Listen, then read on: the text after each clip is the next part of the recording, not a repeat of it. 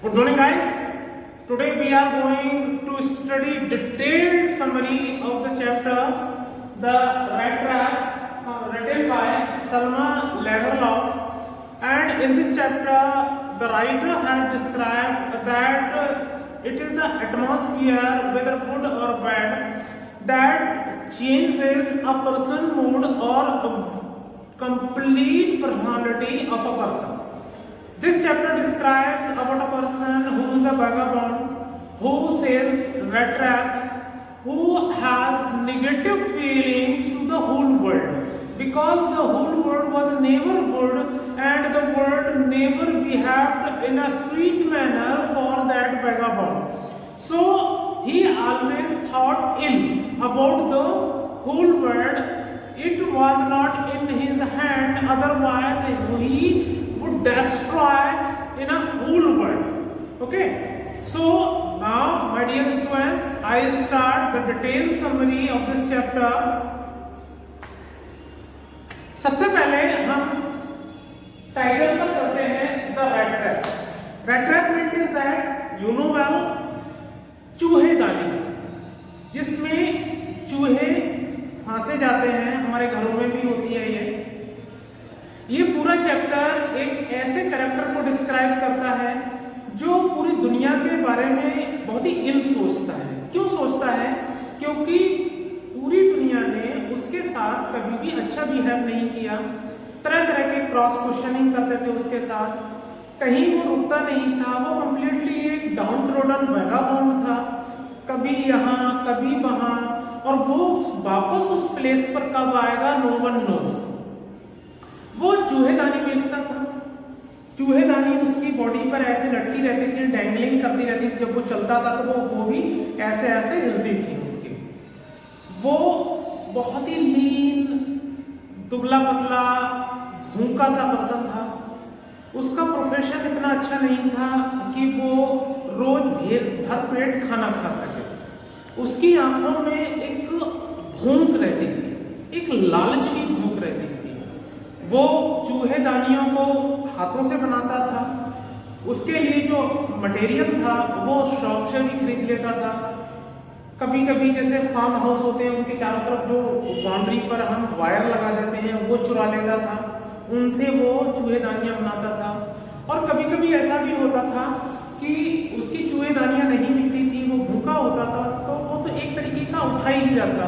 अगर किसी बच्चे की छोटी सी साइकिल मिल गई, इतनी सी, वही उठा के लेके चला गया, वो मार्केट में बेच दी, तो उससे पैसा बना और वो खा लिया, खाना खा लिया.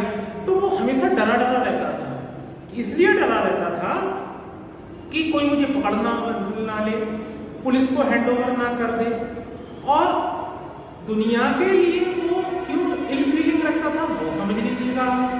जैसे बरसात हो रही है, वो आपके मकान के नीचे खड़ा हो गया, आप बाहर निकल के आए. क्यों भाई, कैसे खड़े हो यहाँ पे? कौन हो तुम? क्या चोरी करके भागोगे? कहाँ से आए हो? कहाँ जाना है? इस तरीके से उसके साथ क्रॉस क्वेश्चनिंग करते थे. दूसरा चीज आप जानते हैं, जैसे होली आती है, ईद आती है, क्रिसमस आता है, तो अलग तरीके की मिठाइयाँ बनती हैं, हम लोग सेलिब्रेट करते हैं. हमारे घरों पे गेस्ट आते हैं, हमें अच्छा लगता है कि भैया होली पे कोई हमारे यहाँ पे आया, गुजियाँ खाएं. इसी तरीके से जब क्रिसमस आता था तो पूरी दुनिया सेलिब्रेशन करती थी. लेकिन इस इंसान को कोई ये भी नहीं पूछता था कि लो भैया आप भूखे हो, एक खाना खा लो. तो वो बस अपनी धुन में बस चलता रहता था, रैट ट्रैप बेचता रहता था, और वो चलना है. वो विदाउट होम था, ऐसा इंसान था जिसका ना कोई घर था ना द्वार था, बस चलते रहना है. जहाँ शेड मिला वहीं रुक गए और चलते रहे. एक दिन उसके दिमाग में एक बड़ा अजीब सा ख्याल आता है. यहीं से हमारी स्टोरी बिल्कुल टर्न कर जाती है. वो ख्याल ये आता है, अब जैसे ये चीज समझने से पहले आप ये समझ लीजिएगा कि जैसे इस हम ह्यूमंस की एक मेंटालिटी होती है कि जैसे अगर हम दुखी हैं तो हम तो दुखी हैं ही भाई, लेकिन हमारे सामने वाला हमसे ज़्यादा दुखी है तो हम अपना दुख भूल जाते हैं और उसके दुख से मजा लेना शुरू कर देते हैं. हमें खुशी होती है, अरे यार वो सामने वाला बंदा बड़ा परेशान है, और हम चाहे कितने भी परेशान हैं, हम गर्दिश में, तो हम अपने गर्दिश के दिन भूल जाते हैं और उसकी दुखों से आनंद लेना शुरू कर देते हैं। बिल्कुल यही चीज एक मैसेज दे दिया हम लोगों को कि we should never be reveal our pains before anyone else, कि हमें अपने दुखों को किसी के सामने ओपन नहीं करना चाहिए, क्योंकि लोग मलहम नहीं लगाते हैं, ऑइंटमेंट नहीं लगाते हैं, वो हमारी परेशानियों से आनंद लेना शुरू कर देते हैं। तो बिल्कुल ऐसे ही अब इसके दिमाग में क्या आने लगा कि बोले यार मैं तो बहुत परेशान हूँ, मैं बहुत गरीब हूँ, मेरे पास घर नहीं है, मेरा ठिकाना नहीं है, लोग मुझसे क्रॉस क्वेश्चनिंग करते हैं, लोगों ने मेरे साथ कभी लविंग ट्रीटमेंट नहीं दिया है। तो जैसे just like a philosopher mean is that a teacher who always teaches good thoughts before the प्यूपिल, ये होता है फिलोसोफर। फिलोसोफर का मतलब अच्छी अच्छी बातें बताने वाला पर्सन, वो कोई भी हो सकता है, जो धर्म कर्म की बातें जैसी बताता है कि अरे यार तुमने, जैसे एथेंस का जो सबसे बड़ा फिलोसोफर था सुकरात था, जो लोगों की प्रॉब्लम्स को सॉल्व करता था, जो लोगों की वो अच्छी अच्छी बातें बताता था, तो वो होते हैं फिलोसोफर। तो एक दिन देखिए, अब ये एक भिखारी जैसा पर्सन है, भिखारी जैसा है, एक वैगाबॉन्ड है, पुअर वैगाबॉन्ड है, आवारा है, लेकिन इसके अंदर एक फिलोसॉफिकल थॉट आता है, एक ऐसा थॉट आता है जिसको आप भी सोचोगे या सुनोगे तो सोच में पड़ जाओगे कि एक ऐसा इंसान ऐसी बात कैसे सोच सकता है। तो देखिए मैं आपको समझाता हूँ, ग्रीन बोर्ड की तरफ देखिएगा, वो थॉट्स क्या था, देखिए ध्यान दीजिएगा आप लोग, ये हमारा है खतरा।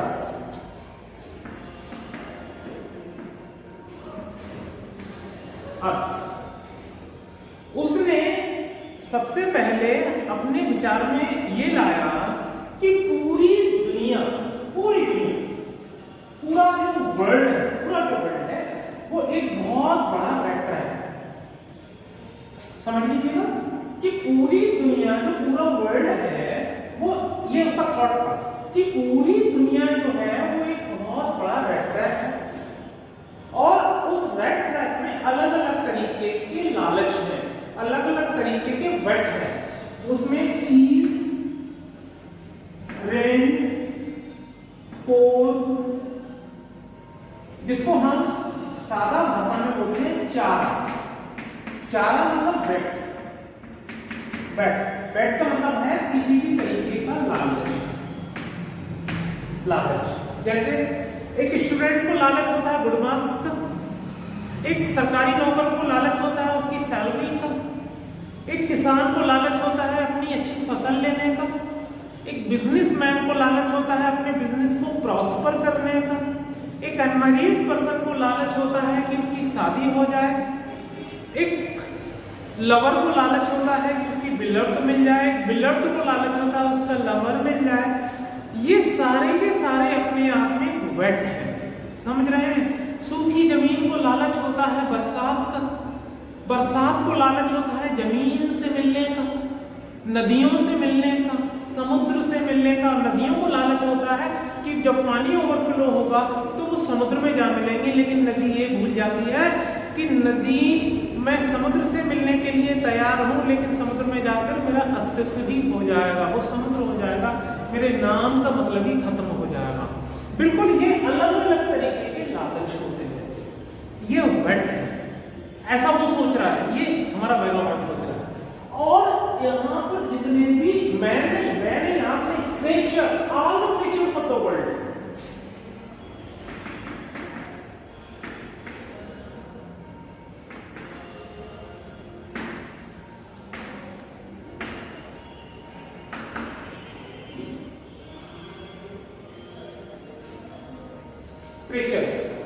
दुनिया के जो सारे क्रिएचर्स हैं वो किसी ना किसी तरीके के चारे के चक्कर में पड़े, किसी ना किसी तरीके के लालच में चक्कर में पड़े हैं, और जैसे ही वो चारे को टच करते हैं वो एक बहुत बड़ी ट्रैप में फंस जाते हैं, और उस ट्रैप से निकलना बहुत मुश्किल हो जाता है।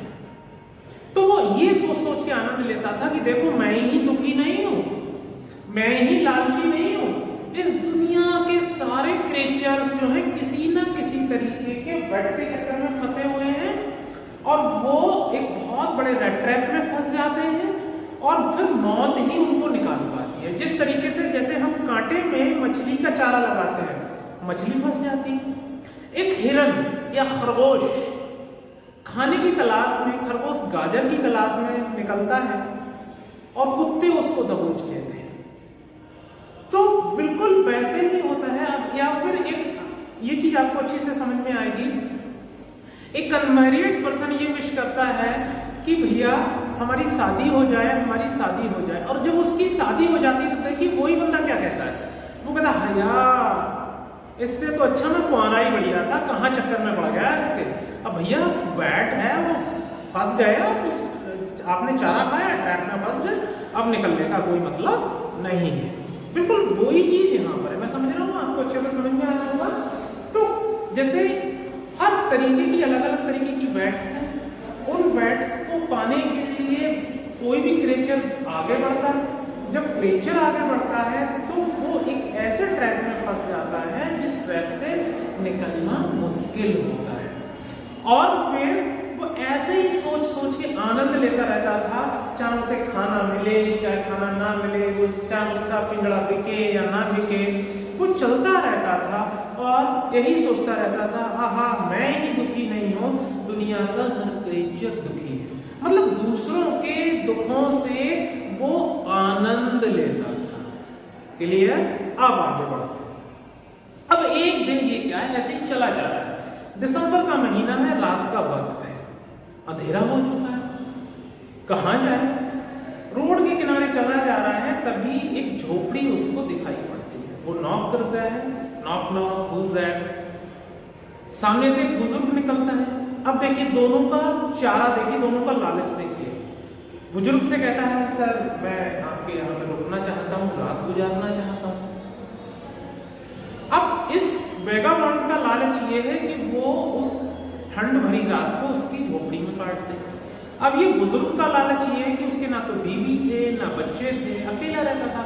वो सोचता है यार आज की रात ये मेरे पास रहेगा तो मैं इसके साथ बातें करूंगा, मैं इसके साथ तंबाकू पीऊंगा, स्मोकिंग करूंगा, मैं वो मुज़ल्लिस से गेम होता है जस्ट लाइक अ प्लेइंग कार्ड्स, हमारे ताश के पत्ते होते हैं ऐसे वाले, वो वाला गेम खेलूंगा। तो वो कहता है वेलकम, क्यों नहीं भाई आ जाओ। अब ये हमारा वेगाबॉन्ड, पूरा वेगाबॉन्ड उसकी झोपड़ी में चला जाता है।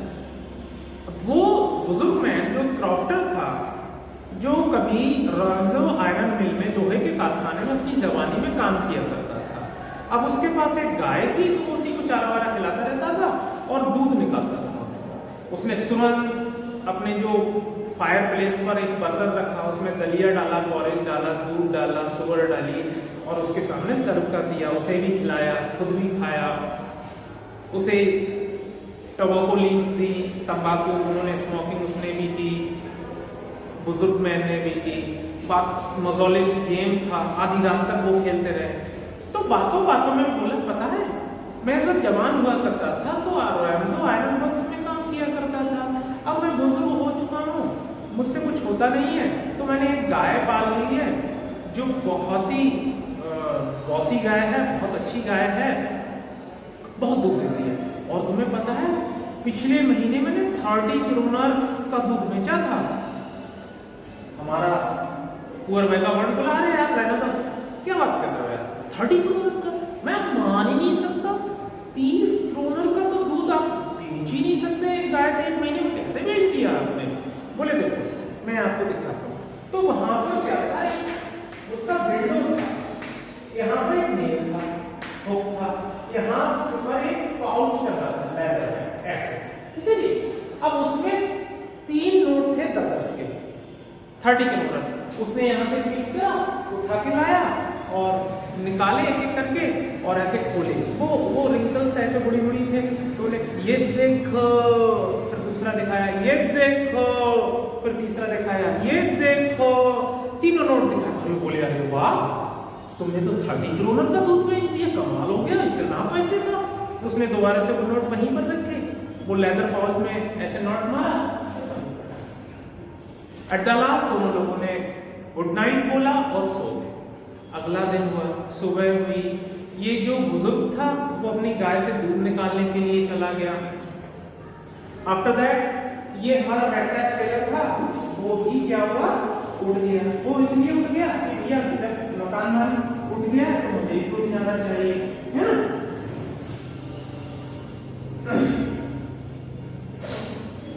उसके बाद ये दोनों लोग क्या होता है कि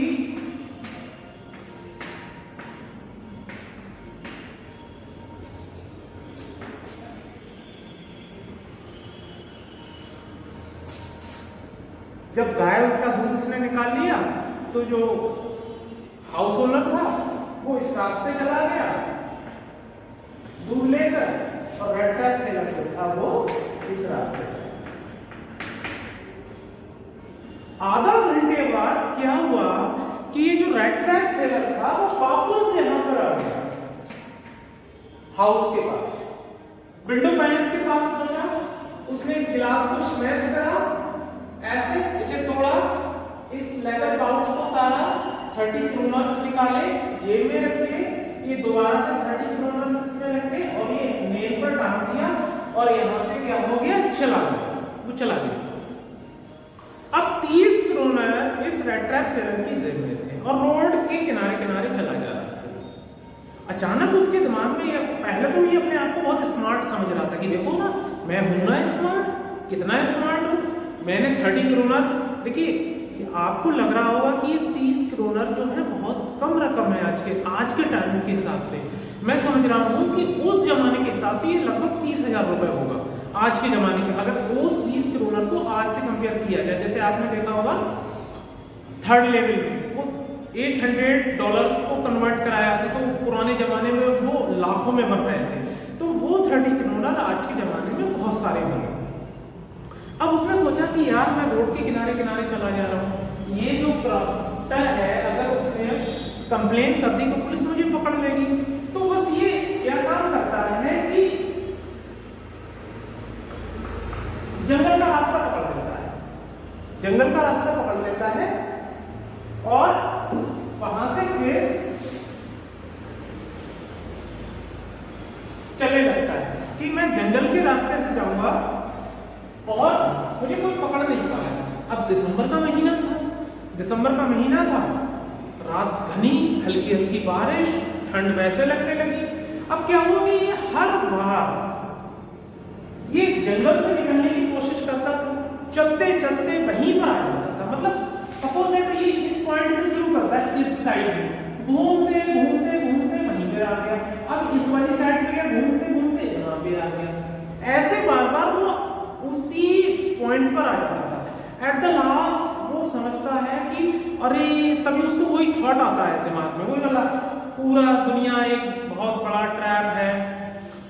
उसने कहा अरे ये जो 30 क्रोनर है ये एक लालच था, इसने मुझे चूहेदानी में फांस दिया, अब बचने का कोई रास्ता नहीं है, मेरा अंत आ गया है, अब मैं मर जाऊंगा।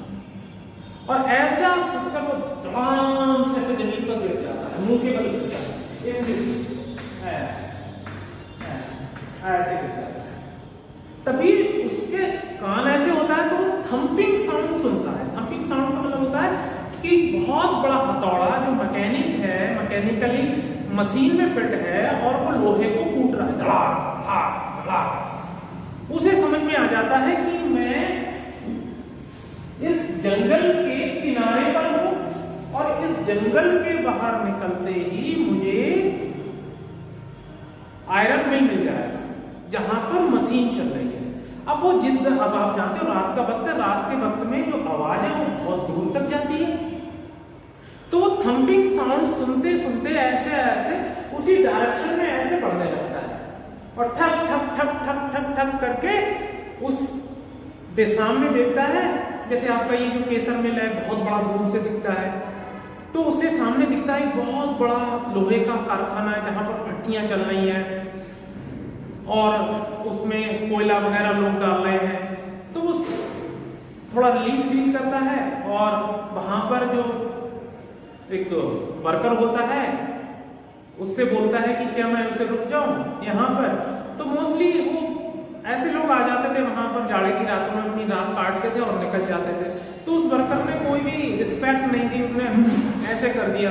तो एक दूर भट्टी के सामने रुक गया। उसके चारों तरफ वही आयरन वाले रेड ट्रैप्स लटके हुए थे, तो वहीं लेट गया। और वो स्टीम जब गर्मी आई तो गर्मी से क्या हुआ कि उसके पूरे कपड़ों से भाप निकल रही थी, क्योंकि भीग गए थे ना, फटे पुराने कपड़े थे।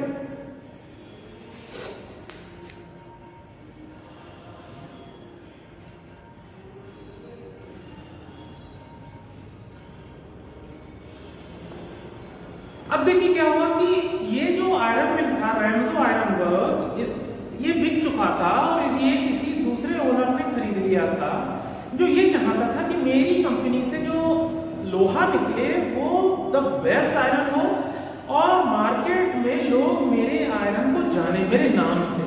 तो वो टाइम टू टाइम विजिट करता रहता था, अपनी फैक्ट्री में विजिट करता रहता था। वो किसी से कुछ कहता नहीं था, उसका कोई भी टाइम नहीं था। वो सुबह भी आ जाता था, दोपहर को भी आ जाता था, रात के 12 बजे भी आ जाता था। अब वक्त की बात, इस कंपनी का जो मालिक था वो आ गया। उसने पूरा राउंड लिया, सबको देख रहा कि सारे लोग काम कर रहे हैं। उसने देखा कि एक अजनबी एक भट्टी के थोड़े डिस्टेंस से लेटा हुआ है। वो उसके पास गया, उससे क्रॉस क्वेश्चनिंग की, और जैसे ही वो जो रेड ट्रैप सेलर था वो खड़ा हुआ, उसे बात की। उसको देखकर कंपनी ओनर बोला, अरे कैप्टन वैन एस्ट्रेल, आप इस कंडीशन में, आप यहाँ कैसे? मैं आपको एक बात क्लियर कर दूं कि कोई कैप्टन वैन एस्ट्रेल नहीं था। ये हमारा जो कंपनी का ओनर है वो अपने पुराने फ्रेंड को समझ रहा था। उसे धोखा हो गया क्योंकि रोशनी इतनी अच्छी नहीं थी, और उस हल्की सी रोशनी में उसने ये, अब इसकी दाढ़ी वाड़ी भी बनी हुई थी, बड़ी हुई थी, तो उसका पूरा अपीयरेंस उसको ऐसा लग रहा था कि उसका old friend Captain Van Estrel है। तो वो कंपनी का ओनर बोला कि अरे मिस्टर कैप्टन वैन एस्ट्रेल, आपकी ऐसी स्थिति हो गई, चलिए घर चलिए। ये अच्छी तरीके से समझता था रेड ट्रैप सेलर कि मैं बड़ी मुश्किल से जंगल से निकल के आया, अब मैं इसके घर पे चला गया तो बिल्कुल ऐसे है जैसे कि मैं अपने आप को शेर की गुफा में रख दूं। तो शेर तो भैया मुझे खा ही जाएगा, ये पकड़वा देगा पुलिस को, क्योंकि मैं 30 क्रोनर जो है चुरा के लाया हूँ, क्राफ्टर को चोरी करके लाया था। वो कहता नहीं जाऊंगा, बिल्कुल नहीं जाऊंगा। वो अच्छी तरीके से जानता था कि ये धोखा खा गया है इंसान, लेकिन वो अपनी आइडेंटिफिकेशन नहीं बता रहा था कि भैया मैं कैप्टन वैन एस्ट्रेल नहीं हूँ। वो क्यों नहीं बता रहा था वो सुन लीजिएगा। वो सिर्फ इसलिए नहीं बता रहा था कि हो सकता है ये मुझे 100-200 रुपए दे दे कि अरे ये कपड़े बदलवा लेना और अच्छे से शेविंग वेविंग करा लेना, फिर मेरे घर पे आना। तो कौन आने वाला था? 30 क्रोनर वो थे, 100 वो दे देता और 130 हो जाते और वो चला जाता वहां से। लेकिन ये जो कंपनी ओनर था इतना उसको इंजेस्ट कर रहा था, लेकिन पैसे नहीं दे रहा था। वो कह रहा था चलो घर चलो, घर चलो, मेरे घर चलो। फिर एट द लास्ट में बोला कि अरे आपको ऐसा लग रहा होगा आपके कपड़े फटे पुराने हैं, आप ऐसी हालात में हो, तो मेरी बात सुनो, तुम्हारी जो भाभी है वो मर गई है। औरतें कहती है ना, अरे कहाँ से इस भिखारी को पकड़ लाए। तो बोले कि तुम्हारी जो भाभी है वो मर चुकी है, मेरे दोनों बेटे विदेश में हैं, और तुम्हारी जो बिटिया है, जो मेरी बच्ची है, वो और मैं 2 ही लोग रहते हैं। अब तो मेरे घर में कोई मैनर्स हाउस है, उसमें कोई आपसे ये भी कहने वाला नहीं है कि भैया कि तुम ऐसे बदहाल इंसान, फटे पुराने कपड़े वाले भिखारी को क्यों पकड़ लाए, आप आओ हमारे साथ क्रिसमस मनाओ। लेकिन वो एक ही बात कहता है, ना ना ना और ना। अब ये कंपनी ओनर समझ जाता है कि भैया ये मेरे साथ आने वाला नहीं। वो हंसता है और चला जाता है। लेकिन वो जो क्रॉफ्टर वहां पर काम कर रहा था, जो वर्कमैन काम कर रहा था, आयरन मास्टर काम कर रहा था वहां पर, वो समझ गया अपने मालिक की हंसी को, कि जब उसका मालिक हंसता था तो उसके पीछे कुछ ना कुछ एक बहुत बड़ा राज होता था। और इस तरह से वो जो कंपनी ओनर है वो वहां से चला जाता है। आधे घंटे बाद उसकी डॉटर आती है, एक घोड़ा गाड़ी से, वैगन होता है, वैगन WAGN, वैगन वाला ब्रिंजल नहीं, एक घोड़ा गाड़ी पहले होती थी इस तरीके से, देखिए ऐसे, और इसमें पूरा ये बंद होती थी, ये ऐसे ऐसे इससे, और यहाँ पर ये ड्राइवर बैठता था ऐसे, और यहाँ पर घोड़े लगे होते थे ऐसे ऐसे। इसमें बैठ के आती है, इसके पीछे वॉलेट होता है, वॉलेट मतलब एक सर्वेंट होता है जिसके हाथ में बहुत ही कीमती फर का कोट होता है, गर्म कोट होता है, जो यहाँ तक होता है ना, पंख वगैरह लगे होते हैं उसमें, वो वाला कोट होता है। और उसके बाद वो उस रेट्रप सेलर के पास आती है। रेट्रप सेलर उस वक्त सो नहीं रहा होता है, उसके कोट में एक छेद होता है, तो उसको ऐसे करके देखता रहता है, और जैसे ही उसका कैप पकड़ती है तो वो एकदम से बहुत ही तेजी के साथ खड़ा हो जाता है। वो बोलता है कि सर आप इतने डरे हुए क्यों हैं? पापा ने बताया कि आप यहाँ इस ऐसे हालात में हैं और आप पापा के साथ नहीं गए। देखिए आप हमारे साथ घर पे चलिएगा, हमारे अपने हैं, और क्रिसमस हमारे साथ मनाइएगा। लेकिन वो अच्छी तरीके से जानता था कि अगर मैं इस लड़की के साथ चला गया तो मैं फंस जाऊंगा, मैं बच ही नहीं सकता। उस लड़की की जो एवरेज एज थी, ज़्यादा खूबसूरत नहीं थी, लेकिन उसके जो बात करने का लहजा था बहुत ही कन्विंसिंग था। वो किसी को भी अपनी बातों से अट्रैक्ट कर सकती थी। एट द लास्ट उस लड़की ने ये बोला कि देखिए सर आप हमारे साथ चलिए, आप जब तक रहना चाहें हमारे घर पर रहिएगा, और जब आपका मन करे तो आप हमारे घर से चले जाइएगा। उस लड़की की इतनी प्यार भरी जिद को देखकर ये मना नहीं कर पाया और उसके साथ चल दिया। उस नौकर ने उसको कोट पहना दिया, इस घोड़ा गाड़ी में बैठाया, और ये दोनों लोग चले गए। रास्ते में जब ये जा रहा था तो ये समझ गया कि मेरा अंत आ चुका है, अब मुझे कोई भी नहीं बचा सकता। मैंने अपने आप को लॉयंस डेन में डाल दिया, शेर की गुफा में डाल दिया है। और वो कोस रहा था अपने आप को कि अरे यार मैंने वो 30 करोड़ ही क्यों चुराए थे। वो समझ गया कि देखिए यहाँ पर जाकर मुझे कोई नुकसान नहीं हुआ, लेकिन ये 30 करोड़ जो मैंने चुराए, कल या परसों तक ये खबर फैलेगी और ये लोग मुझे पुलिस को हैंडओवर कर देंगे।